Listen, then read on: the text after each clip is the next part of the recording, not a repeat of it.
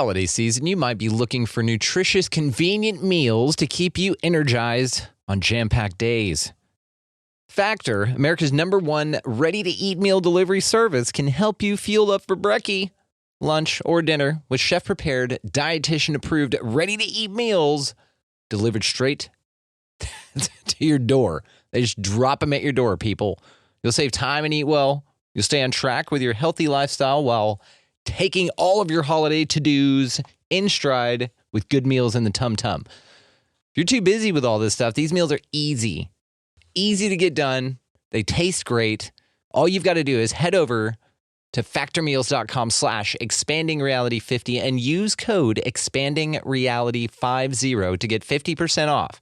That's code expandingreality50 at factormeals.com/expandingreality50 to get 50% off. This podcast is sponsored by Skylight Frame. If you're looking for a great holiday gift, there is nothing more meaningful than a Skylight digital picture frame. Skylight is a touchscreen frame that everyone in the family can send photos to from anywhere, and they'll pop up in seconds. It is the perfect gift for new families, parents, and grandparents, or anyone who has all of their photos stuck on their phone. With Skylight, you can actually preload photos before you give it as a gift, without even opening the box. Once it's unwrapped and plugged in, the frame will light up with all those special memories. Surprise your loved ones this year with a beautiful Skylight frame, now available in multiple sizes and colors. Grab yours today because they're very popular and sell out around the holidays. For a limited time, you can get $15 off your purchase when you go to skylightframe.com/Mary. That's right. To get $15 off your Skylight frame, just go to skylightframe.com/Mary. That's SKYLIGHTFRAME.com/Mary. A choice right now, between fear and love. It's just a rock. Out of the dark night of ignorance and into the shining light of truth. Expanding reality. A population of citizens capable of critical thinking. We don't see things as they are, we see them as we are. There's a level of reality where everything dissolves into an ocean of energy. We empower our experience by insisting on our authenticity. That's very profound. Very. Expanding reality. Nice to be aboard. Welcome to Expanding Reality. I am your host, Brandon Thomas. On this episode, I got to sit down with Peter Gorman. It was a true honor to get to sit down with this award-winning investigative journalist, former editor of High Times Magazine. He, of course, wrote the Paramount article, Ayahuasca, mind-bending drug of the Amazon back in '86 for High Times. Guys, he's done some incredible stuff. He's made one of the biggest movements for bringing ayahuasca out of the jungles in Peru and exposing it to Western culture societies. And he's done some wonderful work down in the jungles as well for those people. So, guys, this is a true honor. Without any further ado, Mr. Peter Gorman. Well, this is all Peter Gorman's field work. And I respect Peter Gorman. He's not a personal friend of mine because I haven't spent that much time with him. But he seems to know more about this than anybody else. He's the only white person to have any information firsthand about it. His account is that these extremely uncontacted people in the Amazon have a tree frog which exudes something on its belly, and they take a burning stick and burn a hole into the muscle of the upper arm, just like you would take a cigarette and burn a hole into your arm, and then they pack this hole with this material from the underbelly of this frog, and then a spectacular trip results. All right, ladies and gentlemen, an extremely special episode today. We have the great and powerful Peter Gorman on the show. Your accolades are insane. We're going to get into all of it. So first of all, how are we doing over there, Mr. Peter Gorman? I'm doing okay. My kid's got COVID. He's not doing so well. But the other kids seem to be doing well, and the grandbabies seem to be doing fine. So cross my fingers for my oldest. Man, we just want everybody to be healthy and happy through all this nonsense, through all this craziness. Yeah. Okay, well, my friend, like I said, your accolades are insane. We're going to get into it. You are one of the people that have been a mentor for me on my personal journey of spiritual awakening. Your book, of course, Ayahuasca in My Blood, one of the best reads ever on the subject. Terrence McKenna is quoted talking about you and your work with Sapo.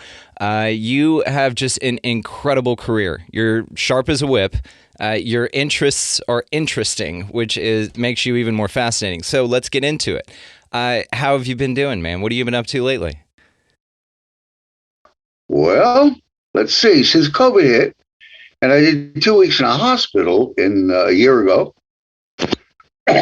for collapsed kidneys, and a hilarious story. And I know I'm old guys, and old guys always tell stories about sickness. But I was down in Peru, and I had crews out, in the jungle. I mean, I was the leader of the crews. So I was out in the jungle for a couple of weeks and then a couple of weeks more. And I was getting harder and harder to move until finally my team had to kind of pull me up off a motorcycle. I couldn't get up, And then my associate, when we got back to the city of Iquitos at the end of 2 weeks, at the end of the second 2-week trip, I said, Peter, we're going home today. He said, no, I got another week. He said, nope, we're changing tickets, buy new tickets. I don't care how much money you got to spend. So we went home, and 20 hours later, I was in the ICU, and it turned out my kidney had collapsed, and they weighed me in at 238. And 14 days later, they took water out of my body. I won't tell you how, it's disgusting. And I weighed 178. What? 60 pounds of water in 4 days. Jesus. My daughter bought me all new shirts because all my shirts had been stretched. And anyway, so how am I doing? I'm doing much better than that. Nice. On the other hand, if you're really going to ask, and the reason I told that long story is just to warn you, don't start me talking. I'll tell everything I know. Don't start me talking. I'll tell everything I know. Somebody got to testify. Somebody gotta go. Just a warning. I love it. And this is always welcomed. So please bring as much of that sweetness as you can, my friend. Well, so you, of course, were the former editor of High Times Magazine. I mean, you've done so much in the work of ayahuasca. So tell me about your first trip down to Peru, down in 84 there. Okay. I'm going to answer your first question first, which was, what am I doing now? Other than trying to recover from my most recent pneumonia last month or 2 months ago, I have a new book coming out in 2 weeks, published by Gorman Bench Press. And the reason I call it Gorman Bench Press is because it's like getting it the fuck off my fucking chest. I'll get it out of here. And I have a cookbook coming out in a couple of months. I put a deposit on an 84-foot beautiful wooden-hulled boat in the Amazon for January and February for a 50-day returning to the Yavari River, the border of Brazil and Peru, that I have been on 3 times, but twice with my own boat, with a skeleton crew of 3 people plus me, where at one time we got attacked by pirates, and I married the girl who helped save me from them, and had babies with her, and collected plants for Shaman Pharmaceutical, and just did terrific wild adventures in a border where nobody's allowed to be, except for bad guys and me. And so I just put a deposit on it. This time I have a bigger crew, and because we're doing some more plant collecting work, but we're doing some other work as well. Drone work 3 or 4 miles in to see what villages are around. A bunch destruction is going. Nobody's taking a tally of where the trees are being felled in a bad way out there, but not right on the river, but deep inside, 4 or 5 miles inside. So we got a drone specialist, and we got a doctor with us because I've been sick, and because we're so far away, there's no phone service, nothing. So. And then I'm just finishing a musical, which is going to sound ridiculous. When I was a kid, my father was a Broadway actor, and my mother was a radio actress, and she had her own show. And her own show, I forget what it was called because I wasn't born yet, But she was credited with coming up with the D's, Dems, and Does of the Brooklyn accent. Huh. So a lot of what you consider the Brooklyn accent, like in a mob accent, comes from my mom. So when people say "goofaha," that's all your mom. I don't know about that, but when they say these rags are no good, that's my mom. Those rags stink. That's my mom. These them those was the tagline. So I grew up in the theater, and I was always writing. And so when I was a youngster, starting in high school, I wrote plays, and I had several produced off Broadway when I was a kid. And then I had one disastrous one, which I thought was brilliant, produced at Lincoln Center Library in New York City. And the audience really hated it, and I just got walloped emotionally. So I switched to short story writing and then became a journalist, and then became an investigative journalist, which was fine, a great evolution in between being a cab driver and a cook and then a chef. But it was a great evolution. But somewhere in me, there's been this 50-year nag of, do you have the guts, Gorman? Do you have the guts? Mr. Amazon, don't mind getting bit by anacondas, but you're afraid to write a show. And there's been a certain amount of terror. And so I'm writing a show, and includes South America a lot. And people visiting Peru who need things, who maybe sometimes discover they get much more than they anticipated. And the music is brilliant. So far, it's brilliant. By my friend Matt Haddock, and we staged a reading. I mean, we paid for it, and now we just got a grant to do a cold reading where people just got the script and we read it. You know what I mean? They read it. This time the grant will cover like 2 weeks of paying the actors, so that we can get them into rehearsal a little bit and get a flow going. So we'll have more of a presentation that you could give a producer. Anyway, that's what I'm doing now. Now, my first time in the jungle was the woman I live with saw that I loved the rainforest of India, the Kerala rainforest, half denuded, but really, really loved Mexico and Guatemala, down in the south of Mexico.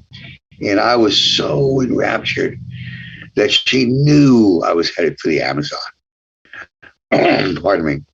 And in an effort to get me not to go, she found a book written in 1923 by a fellow named Fritz Updegraff. It was called Headhunters of the Amazon. And it was about a guy who went to school up at SUNY, State University at Buffalo. And one of his classmates was an Ecuadorian. And the Ecuadorian, and he got along famously, and the Ecuadorian said, why don't you take the summer at my place down in Ecuador?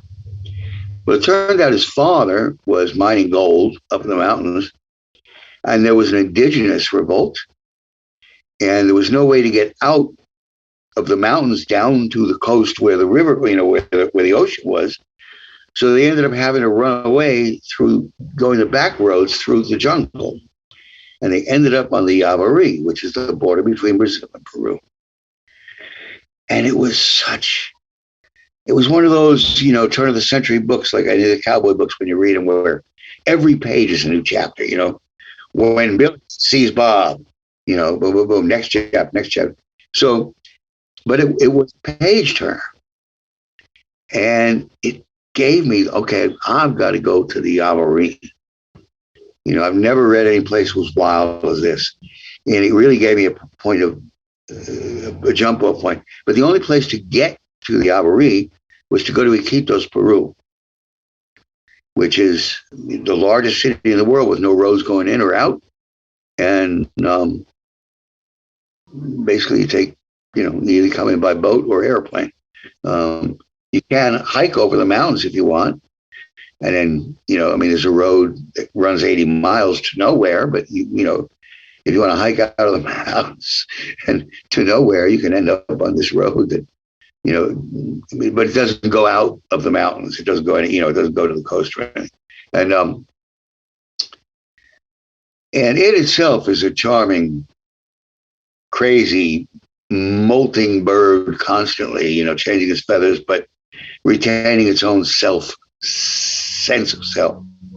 And so the first time I was with two friends. We traveled around Peru. We did 3 months maybe. A couple of weeks here, a week there. We got to Iquitos, and we ended up hopping a boat to a town called Requena, which was about, with the boat we were on, probably 36 hours. And I thought we can go, meet somebody that will take us to the jungle. Nobody would. They were terrified of a particular type of indigenous. They wouldn't go into the jungle. They would only go to the edge where their fields were. And when we ended up, when we returned, there was a guide who said he'd invited us to come with him, and I said no initially.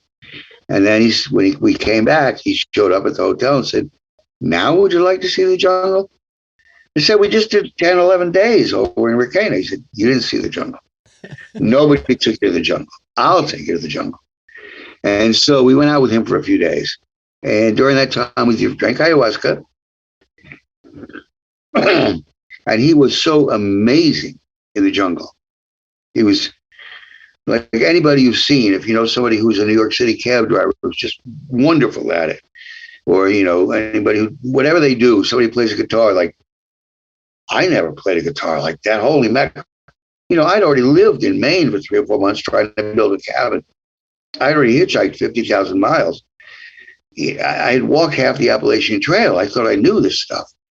This guy in 3 days showed me I didn't know anything about, how to deal with this. So the following year, I went out with him, and I just fell in love with him. And I'd done the ayahuasca, and I fell in love with that, even though I'd never heard of it before. And we ended up doing 30 days jungle survival training, just him and me, where he took me to the middle of nowhere. We went to a place, we met an old curandero, because the curandero I drank with initially was no longer there, had moved. And so we drank with a fellow who later became my teacher, Julio Arena Pinedo. And then we took a canoe 2 or 3 days up the river, and then we walked 3 days into the jungle. And on the first night in town, where Julio lived, he lived on the edge of town, but a town of 12 houses. Moises had me go out in a canoe late at night.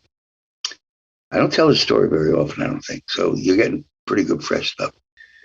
He sent me out with a fellow to take a canoe ride at night, just to get the jungle in my blood, to get the river in my blood. But during the course of the night, the fellow killed a caiman, 6-foot-long crocodilian. He shot a monkey, and then he shot and wounded an ocelot. And I came back to camp, and I said, "Cancel this fucking trip. I did not fucking come here to kill fucking animals, you fuckhead. I did not come here for this." You know what I mean? Yeah. And Moises was like, whatever he said, it just went, I didn't care. I didn't like it, so I didn't care. And then we take the trip, and we've got this food with us. We've got bread, and we've got potatoes. We got tins of coffee. And during the 2-day hike or 3-day hike from the river into where we found what they call a cold bay, it's a depressed area in the land that retains water and salt, because it's heavy clay, more than the rest of the forest. So when the water goes down, the animals retreat from the river and they hang around the cold bay. So it's a great place to view animals, see animals, and fruit trees grow there year round. So there's good food to eat. And we get to where we're going, and Moise said, "Okay, the first thing we're going to do is you're going to have to build 3 kinds of shelters. An emergency rain shelter where the rain's coming down so hard you're really going to ruin everything. And then a second kind of shelter, like an overnight shelter, and then a third one where you're going to stay somewhere for a week." That's all right. And I get a fire going, ready to cook dinner. And Moy's like, what are you looking for? I said, well, we had beans, and I was going to cook some beans. Oh, no, I lost those. Well, we had coffee. No, I lost the coffee. Well, we had sugar. No, I lost the sugar. We had free. I lost it. We had nothing. He had thrown away all the food. And then he went out and shot himself a monkey and cooked it. And I wouldn't eat it. I said, I didn't come here for this. You fuck. I really didn't come here for this. And the next day, I'd put up my hammock slightly, the netting over my hammock slightly wrong. And so I was bitten a million times by white ants, and my arms swollen like they looked like footballs. And it was really horrible and painful. And there's Moses eating a bird. And I wouldn't eat. And then he collected a few leaves for me and dipped them in warm water. And then, that's your dinner, that's your lunch, that's your breakfast. And, on the fourth morning, I woke up and there were 3 birds. There was, I think it was 2 macaws and a parrot on a spit over a very low fire. And I looked at those motherfuckers, and I waited about 2 hours. And I finally went over. I pulled one of the fucking birds off and just chomped it. And Moises, like a cartoon, comes out from behind a tree and says, that's the first good, right thing you've ever done in the jungle. You got to steal food, steal it, but you have to have food. And that cured me of I'm not here to kill animals. I'm still not here to kill animals. But he made his point.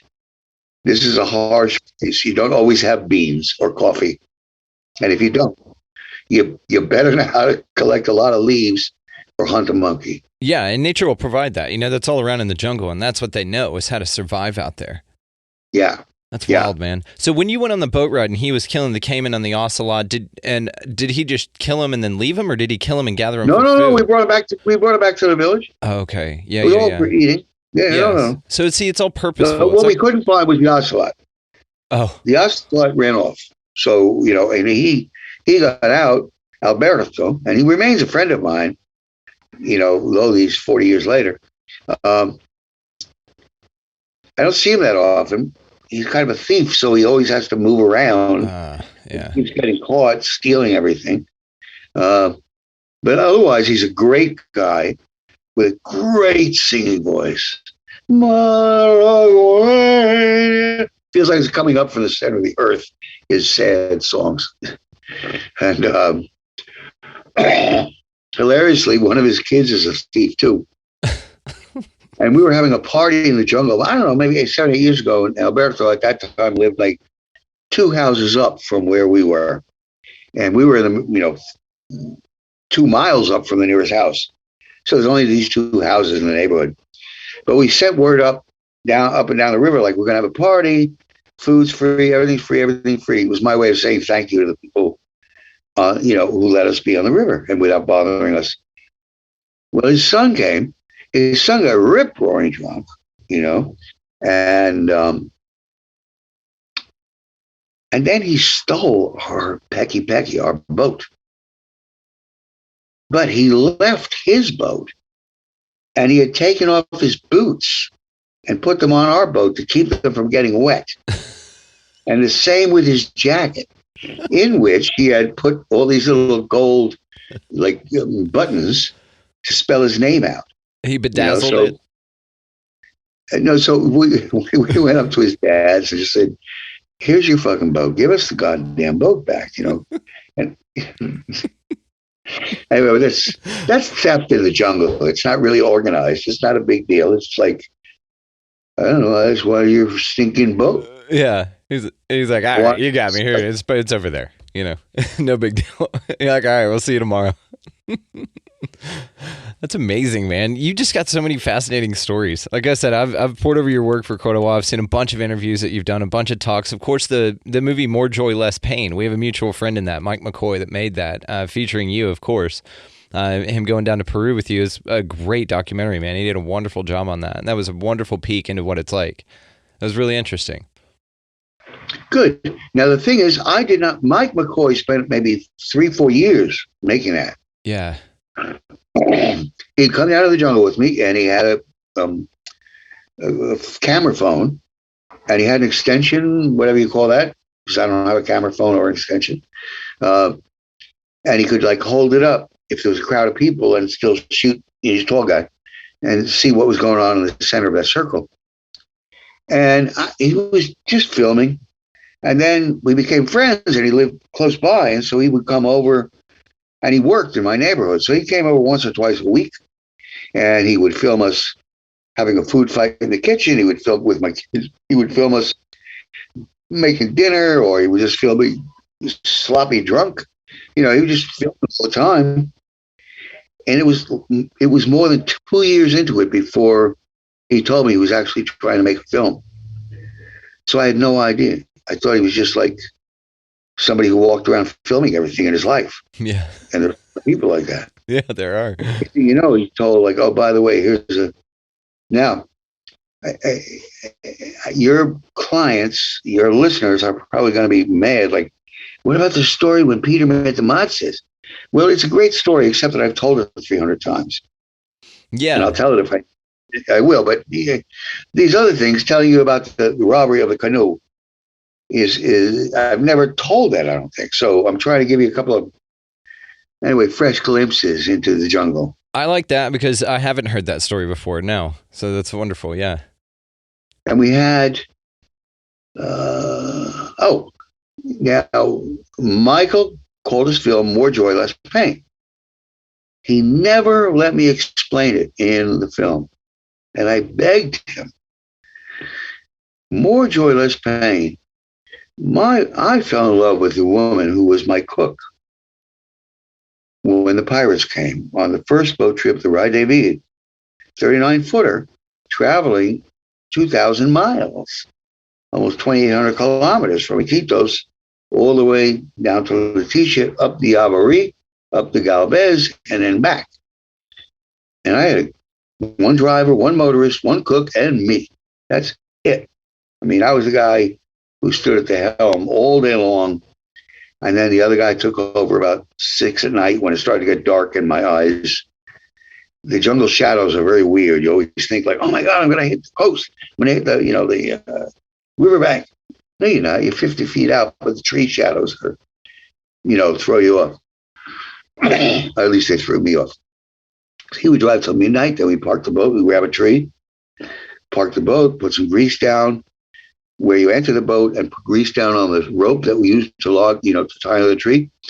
The grease on the tree, on the rope, kept snakes from being able to come in.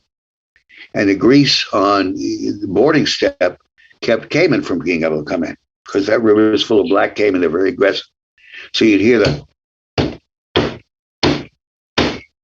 as they were slapping to try to grab on, but they couldn't because you were putting, old motor grease is very important in the jungle. You never throw it away. You have to go buy it. Like, you want to protect a house that you're building from termites and bugs and all that, you got to soak that stuff in old grease. Jeez. I mean, you got to coat it and coat it and coat it and coat it, or else the bugs will get it in 3 months, 6 months. Beautiful house goes down the drain. Jesus. Anyway, we had the most wonderful marriage, and she came back to New York, and we went down there, and it took me about a year to get her 2 boys out and get them adopted and, all that stuff. And then it started to go south. So I moved us all back to Peru. I bought a house, small house in the city. And, it started to go south. I was just drinking too much. I wasn't hitting. I was just yelling all the time. I was just boring. So we were breaking up. And, let's put it this way. She broke up. I was brokenhearted. Okay, so there was a breakup there, but there were 2 different kind of breaks. She broke free. I broke heart. And then we had very acrimonious couple of years. I was very mad at her. And you alternately beg and scream, and she would make a point of trying to kill me in the way some people can, like whatever. I don't know. Oh, I was at my apartment, but the lights don't work, so I have to get made up for a date at your house. Right. You know, then the clothes go right out the freaking window. You know, and then the cops come because you stole her clothes. You're like, no, I didn't get permission. Anyway, that's the kind of acrimony that goes on. It still wasn't helping anybody. It was just like the strong as the love was, the anger was as powerful. And you know, ayahuasca teaches a lot to idiots like me. And one day I was in bed and we were at our probably worst ever. And she had done, although she probably won't even remember it, she had done that thing with her clothes and the date and making up in my house. And by that time, her mother, who was dying of cancer, was living with us. So she felt the right to come and go in my house, even though we were, you know, separated. And she asked me, Peter, can you go get me the special underwear I bought from whatever one of the sexy places? So it was like crotchless underwear.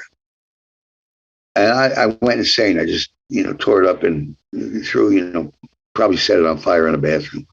It's like, you know, yeah, I couldn't handle it. I just couldn't handle it, okay? And so I was lying in bed. And I woke up with a start because ayahuasca had just whispered, more joy, less pain. I was like, what the fuck does that mean? I knew it was ayahuasca, but it was, what does that mean? I'm not on ayahuasca, but I mean, it's in my blood because I do it often enough. What does that mean? And I realized it took maybe 3 days. And it hit me like a lightning bolt.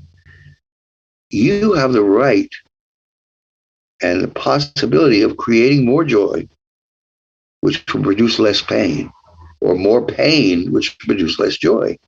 And so here you are, sorry, your people saw me cry. I'll deny it. I'm just watering. Yeah, because it's very sad, you know. The passion, I mean, it's understandable. Of course, you can tell. I mean, this hits you. And I had to choose more joy because choosing more joy meant the kids would hear us squabble less. They wouldn't be terrified. They wouldn't be choosing sides. And so it took weeks to really incorporate it 100%. But I made every effort that no matter what buttons were pushed, I just sat there and said, yes, ma'am, no, ma'am, or, you know. And at some point later on, she asked me for crotchless panties that evidently she'd gone out and bought. And I said, you know what? And I brought her 10 pair that I had bought, all different colors. And I said, you know, I'm not sure which you're going for. I mean, if you're wearing that short loose shirt, I think these silver are going to look fabulous. But if you're wearing a tiny, tiny red shorts, I think this green is going to just go right with it and surprise the piss out of that motherfucker when he pulls the pants off. And, you know, she I mean, I was mean, but it was still more joy, less pain. And she went out. Whatever she did, she got dressed, she went out, and she came back 15 minutes later. She had no date. She was just making it up to kill me. And that was the beginning of our both understanding. We don't have to keep doing this the hard way. I get it. You're not with me anymore. You know, what we had was been brilliant. Thanks for giving it to me. But right now, our kids can start growing up normally again. Instead of every time they see mom and dad, they know, hide under the bed, they're going to be screaming for half an hour.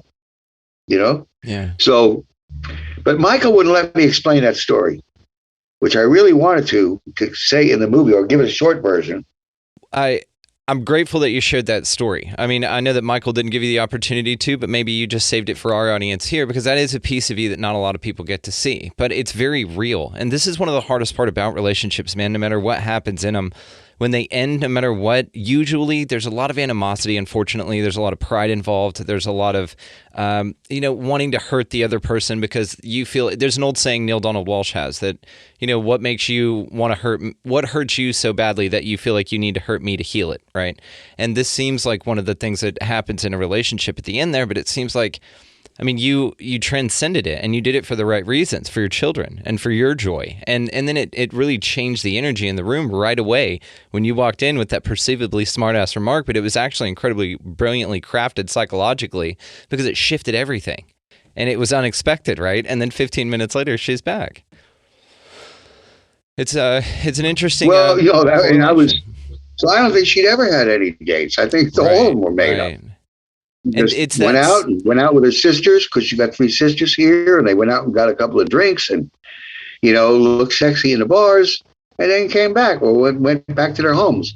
If she didn't, it wasn't my business. But the fact is, it wasn't my business, and so but it was also important that it was when we get into the worlds where the veils are lowered between the realms. And I don't want to get hot and crazy, and I certainly don't want to get spiritual or, fake on this. In my world, the way I had to explain it to myself, when I associated with a bird or a crocodile or a snake, and felt the muscles moving. And I don't have those muscles. So it was like, holy moly. So how does this happen? I know this is not LSD. Yes, with LSD showed me that the walls breathe, and when I get in the zone writing, man, the walls are breathing. There's everything around me, and I realized, with ayahuasca, it was changing my vibration just a little, or maybe a lot, but changing it temporarily. And I tried to, what does that mean? How do I explain that to people? I'm a writer. I'm supposed to explain that. And then, nice light bulb over my head. Thank you, baby Jesus. It occurred to me, let's talk about a dog whistle. If I blow a dog whistle as loud as I can right now, you won't hear a thing. That cat over here won't hear a thing. The chickens in the backyard won't hear a thing. My daughter won't even know I did it. The 3 dogs will jump off the floor 12 feet if they hear a screeching dog whistle. So it doesn't mean the dog whistle didn't exist, because the dogs are proof it did exist. It's just that my broadband wasn't quite broad enough to pick it up. So what if I could change my vibrations a little bit to the point where my broadband was big enough? Then I might not just hear the dog whistle. I might see all the other spirits that are living here in my space, or their space, whatever. We're in whatever we are sharing. I might see that this desk was a tree 100 years ago.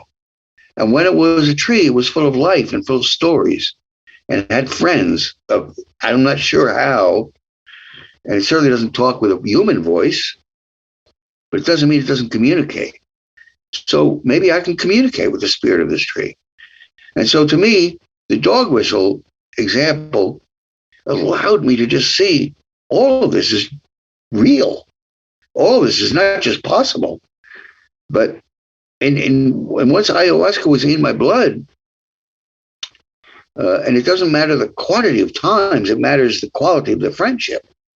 There's some friends, if you don't see them in a month, you forget their name. There's other friends, you don't see them in 20 years, and you meet them and you finish the conversation you were having, I just had one stay here this weekend. Yeah, same thing. Oh, nice. Yeah. Nice. Yeah. So the idea that I would wake up with the words reverberating in my head, more joy, less pain. And that's not the only thing, but I'm just saying that was the plainest example. On the one hand, it blew my mind. On the other hand, it was very, you're in that moment, the veil got thinner and you need to be able to change vibration. And while you were sleeping, you did. And you heard what was important to hear. And that was, I know it was just a relationship story, but still, it also was an ayahuasca story. It also explains why I think it's good medicine, because I think it really does allow you to hear that dog whistle or to see those spirits. And one of the things that was reminded of whenever you tell us about the animals and how you could feel muscles that when you could feel the snake, but you felt muscles of the snake that you don't possess. I'm reminded of the story that you told about Julio when you were out there. I think your second time down to Peru when you got ayahuasca, got medicine from him, and he just said, "Oh, it's ayahuasca. It's going to help you.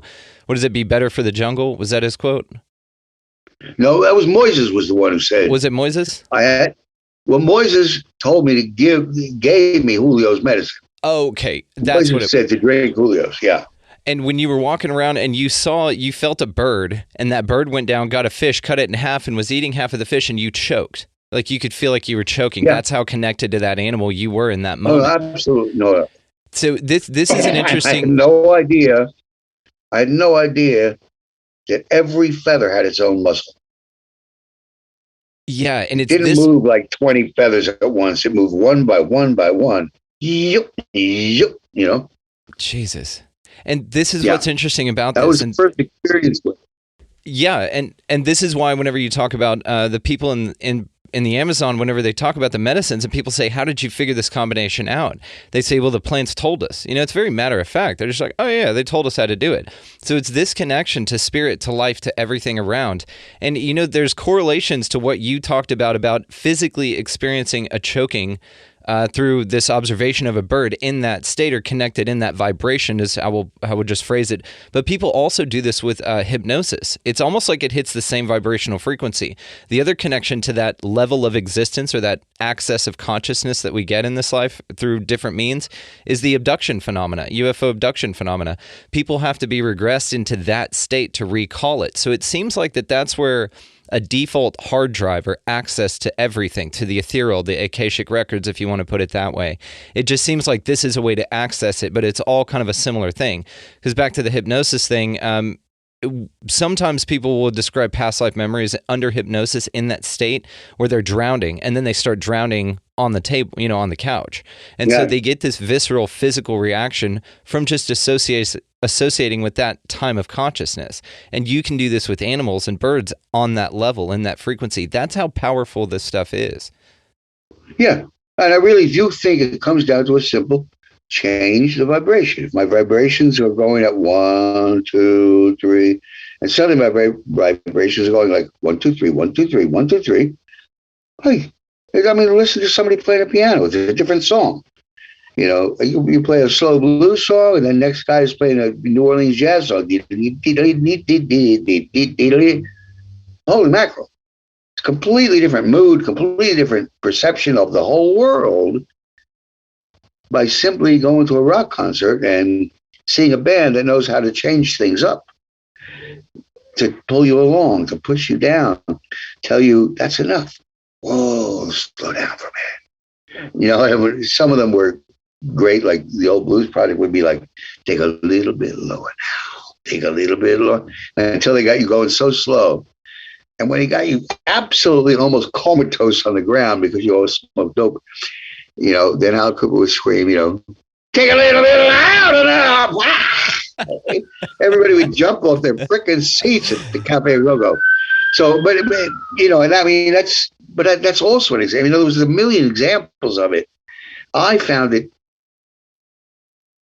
got most clear for me with ayahuasca, and then for somebody else, it would be breathing work, or it would be hypnosis, or it would be acupuncture, or, all sorts of things that can allow you to change the vibration, to catch a glimpse of other things that are here and other spirits that are here. I'm so glad that they're saying, yes, trees do communicate. Oh, yes, psilocybin communicates with itself all over the world. Oh, yes. It's like finally, because the rest of us knew that. But we sort of felt like we're fools and we're not allowed to say it out loud because we get in trouble or sound like me with high times. Some of the stories people think, oh, he's nuts. He's a doper. Bring it up even now. 70 years old. Yeah, you're a doper. That's why your brain is crazy. It's ridiculous. And I've got a theory on this. I think that all of that is just like the Matrix, or a system in place, and it's all part of a big system to be the opposite of what really resonates with, I'd say, about 15% of us, probably, yourself included, of course. But so let me ask you about this. Why do you think that information that we can access is only accessible and not the default way of existence? Like, why do you think this is something we have to pursue and seek out rather than just the way we experience things? I think, I don't mean to be too quippy, but I think, I don't mean to be like too snap my finger, here's your answer. But I have thought about it a lot. I think that your basic survival here, a long time ago, your parents, you're living in mud huts. I think they knew this stuff. When someone says, oh, we're not hunting today, why not? I talked to the bird. Now, did they actually talk to the bird? Or did they see that the bird had tucked its wings in and its head in and was not flying that morning? Either way, the bird communicated. There's no animals are going to be out today, baby. Okay, so why bother hunting? But we forget that as we got it in our heads that was poor and dirty. And we decided that we wanted to be sophisticated. And I don't know if this happened with some cultures. It happened. It hasn't even happened yet. With some cultures, it happened 800 years ago. Some cultures, it happened 4,000 years ago, But at the point when you decide to become sophisticated, at the point you decide to wear shoes, and everybody ends up wearing shoes. And my mother-in-law used to, when I'd call her, you fucking Indian motherfucker, she'd get mad. She'd go, I'm not an Indian. My mother wore shoes, which is an indigenous person's way of saying I'm a city slicker. I'm not. Right. I'm not in the country. It's the mark of high society. Yeah. Sorry, Ma. Sorry. We ended up falling in love with each other. It just took us a couple of years to get over. But I don't know what else to say other than I think we all had it. I didn't personally have it. I don't know if you had it, maybe. But some of us were lucky enough, like my parents as actors in New York City, to have a little magic in their fingertips, to be able to become a different person altogether, so that even if you called Madeline Gorman, if she was not Madeline Gorman, if she was, Rose Kelly from the Bronx, she didn't answer. She wasn't being a wise guy. When people are living here, and people come here all the time, not during COVID, but traditionally there's 3, 4, 5 people a week in this house, some for a day, 3 days, 5 days, come by and hang out for a few days. They'll see me writing in the morning, and later they'll say, Peter, did you just ignore me? I did something wrong. I said, what are you talking about? Well, I offered you coffee. I told you I was going to clean a garage, and you didn't. I said, I had no idea. It was me and that. It was not me and you. It was a shut world, man. So I'm lucky enough to glimpse that sometimes with my work when I get in the zone. But I think my parents had some of it. But I think the whole culture, Western culture. I know a little bit about Europe. I've traveled through Europe and this and that. But particularly a lot of the United States, and I've traveled a lot of the United States over the years, makes an effort to forget that connection. It really works hard at saying, there is no magic, there is no other life, there is no other level, there is no other And so we end up losing that, and we raise our kids, and we don't tell our kids they've got it. We tell our kids, stop. It's an invisible friend. That's not a real friend.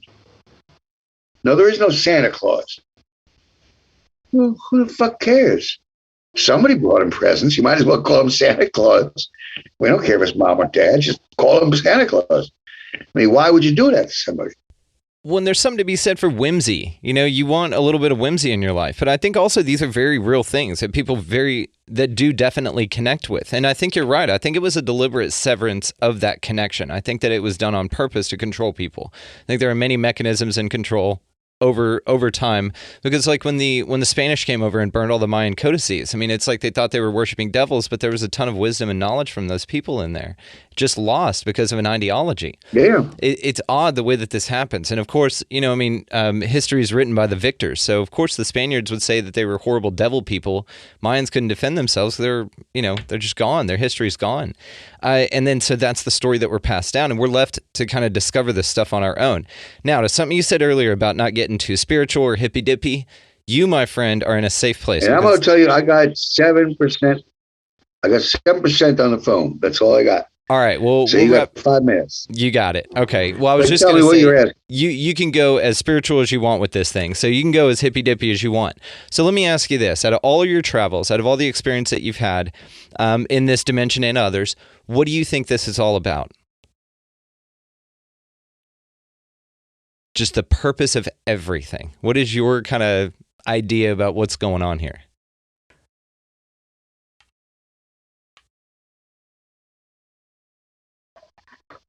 Some people say a man is made out of mud.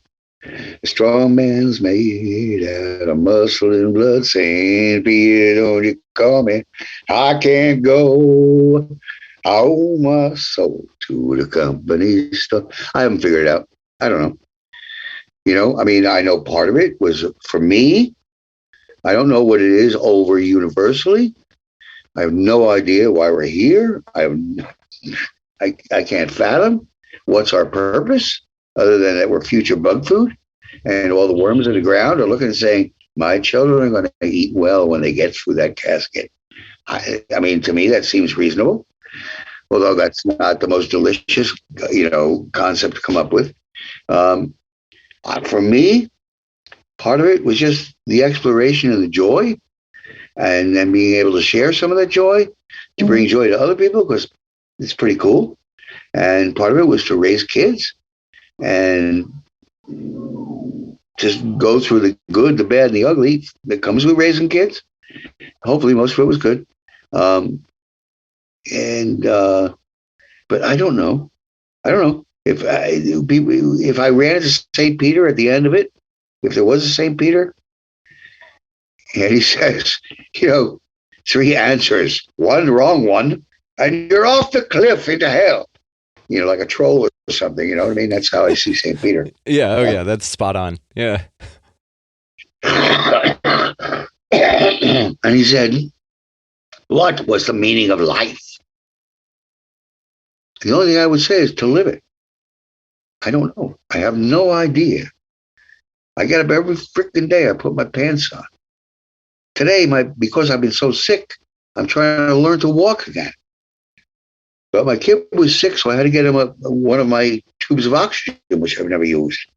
So I got that done. And then I've got to take a water heater that's sitting on my front porch and put that in the garage. I don't know if I'm strong enough to do that today. You know what? I'm doing it anyway. Then I'm going to mow a little lawn. That's my purpose in life today. And in between, my purpose is, maybe I told a couple of stories that a couple of your people would say, man, I wish I heard that first story about the matzes and the kid and the monkey. And when they burned the live monkey, and then the baby monkey went on a tit of a woman feeding her own baby. Okay, that's the shorthand version of it. But, sorry, read the book. But that was also part of my job for today. Was to and hopefully maybe entertain somebody. And this morning I got 2 or 3 people who called and somebody wrote, and they've got cancer, and they're afraid they're going to die soon. I don't know them. And they're like, well, what can I do for that? What medicines do you have for the jungle? And so I made them a package, and I'll send them some medicines tomorrow. And if things go well, they'll get an extra 6 months. I ain't going to cure them. But the medicines touch Aragon, Unigato might give them 6 months per year, get their affairs in order, or to rethink a couple of things. And if they don't use them, they don't use them. And I don't know them. I wish them well. I wish they didn't hurt. So what was the purpose of life? I mean, that was your big question. Overall, what's the whole value or whatever? And to me, the answer is, I don't know. Today, it was a couple of those letters that need to be answered, a package to be made up, talking to your folks, trying to walk a little bit, see if I got the balls to try to move that water heater, since I don't have any balance right now, and try not to fall while I'm doing it. And then make a nice piece of fish for dinner for 3 of us tonight. And that's the easy part. I was a chef. Dinner was great. I'm sorry, everybody who hates people eating fish. I'm sorry.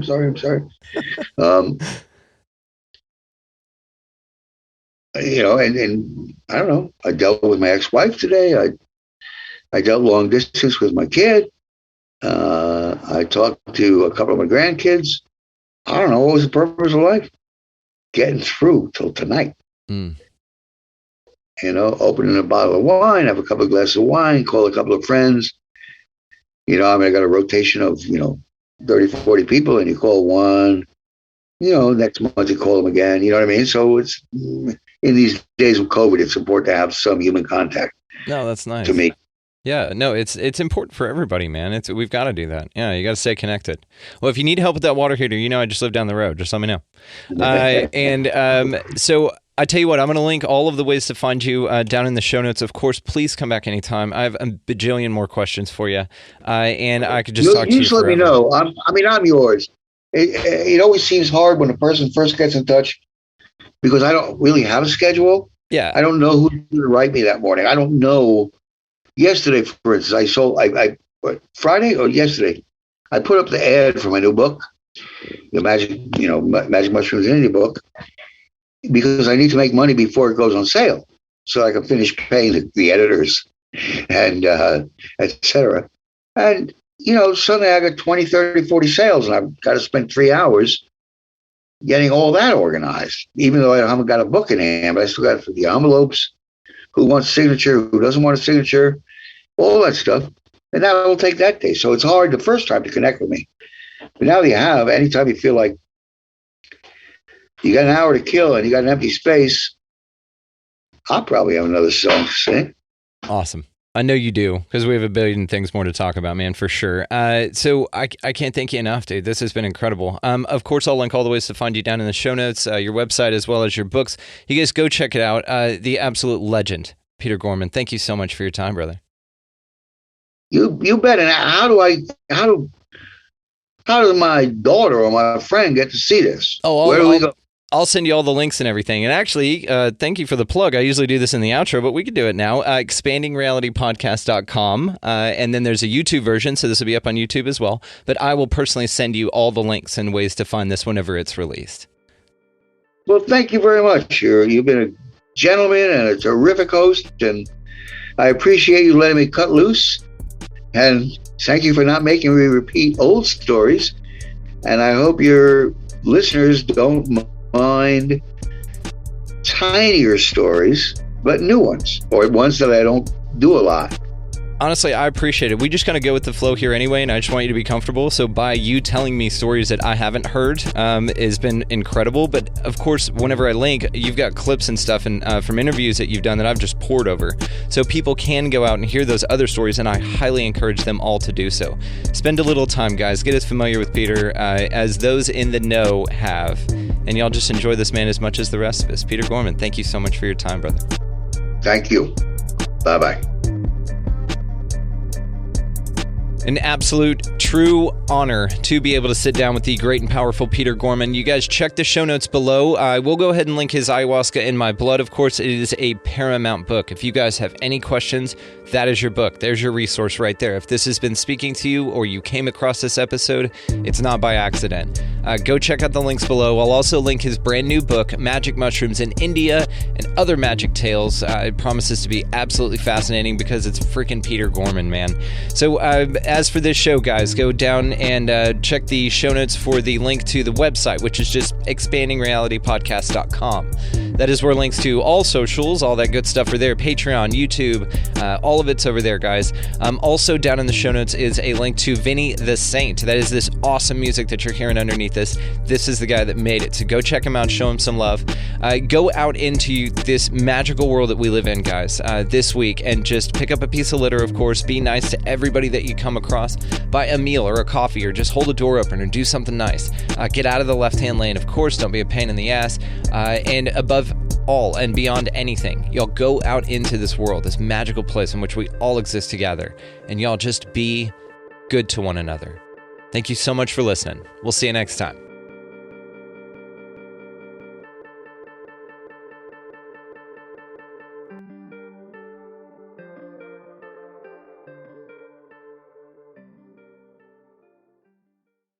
Grandma, can I have the chocolate chips? This secret recipe moment made possible by Emory Heart and Vascular Center. When Grandma needed heart care, she came to Emory. The difference? Emory Healthcare performs more heart procedures annually than anyone else in Georgia, which means better outcomes for our patients. And we offer advanced and personalized treatments developed by our top specialists that others don't. Like Grandma knows, where you start your heart care matters. Smart Cookie. EmoryHealthcare.org/smartcookie.